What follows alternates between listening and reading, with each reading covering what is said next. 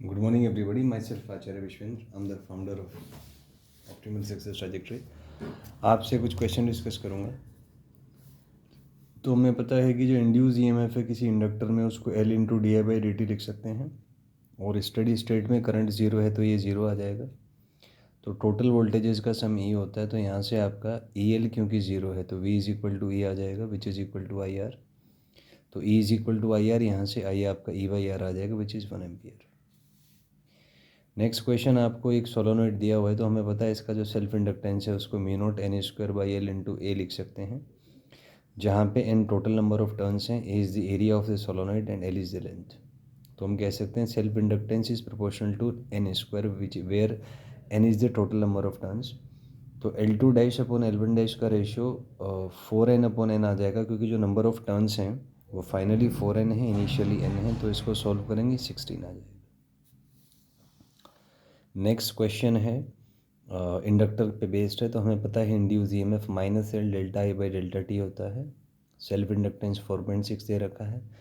Current I6 minus I5 मान लीजिए, तो इनके जो वैल्यूज़ हैं वो 0 और 5 हैं, और टाइम मिली सेकेंड में है, तो डेल्टा टी आ जाएगा 6 माइनस 5 इंटू 10⁻³ तो आफ्टर ऑल द कैलकुलेशंस जो ईएमएफ है वो 23 इंटू 10⁻³ वोल्ट आ जाएगा।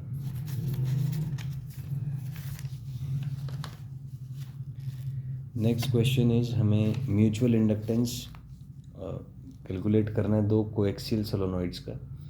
सो we know that mutual inductance is mu naught N1 N2 पाई R1 स्क्वायर इंटू एल। तो ये सारे वैल्यूज़ दिए हुए हैं आपको, तो इनको आप अगर सब्स्टिट्यूट करें तो यहाँ से आपका mutual inductance finally 3 milli henry आ जाएगा।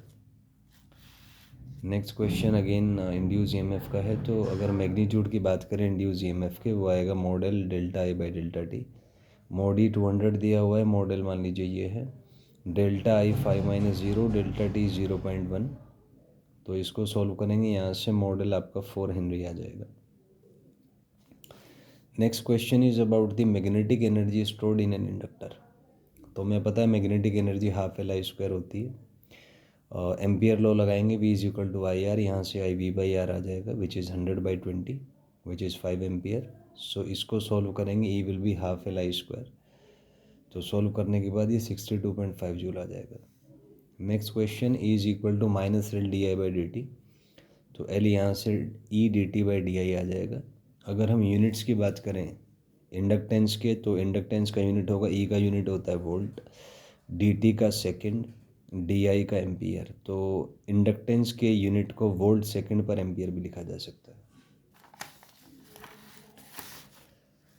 Next question is total energy के बारे में है, तो टोटल मैग्नेटिक एनर्जी हमें पता ही है हाफ एल आई स्क्वायर होती है, और इंडक्टेंस को mu naught N square by L square into A L लिखा जा सकता है। तो यहाँ से म्यू नॉट ये एल डैश का वैल्यू आप mu naught N square by L into A रख दीजिए, तो एनर्जी आपका half mu naught N square A by L into I square आ जाएगा। नेक्स्ट क्वेश्चन है, हमें एक ट्रायंगुलर टाइप का स्ट्रक्चर दिया हुआ है, मान लीजिए इसमें आई करंट फ्लो कर रहा है, तो हमें पता है टॉर्क एम बी होगा अगर दोनों मैग्नेटिक मोमेंट और मैग्नेटिक फील्ड परपेंडिकुलर हैं। मैग्नेटिक मोमेंट को आई ए लिखा जा सकता है, तो टॉर्क आ जाएगा आई ए बी। हमें आ लिया जी। इसका जो एरिया है वो √3/4 एल स्क्वायर होगा, तो यहाँ से एल स्क्वायर का वैल्यू आ जाएगा, तो एल का वैल्यू यहाँ से टॉर्क के टर्म में लिखा जा सकता है। नेक्स्ट है energy half l i square. Similarly L dash का वैल्यू यहाँ से सब्सटीट्यूट कर देंगे, तो एनर्जी आपका ये एन और ए की टर्म में इस फॉर्म में आ जाएगा। नेक्स्ट चीज़, हमें पता है कि जो सेल्फ इंडक्टेंस है वो एन स्क्वायर के प्रोपोर्शनल होता है।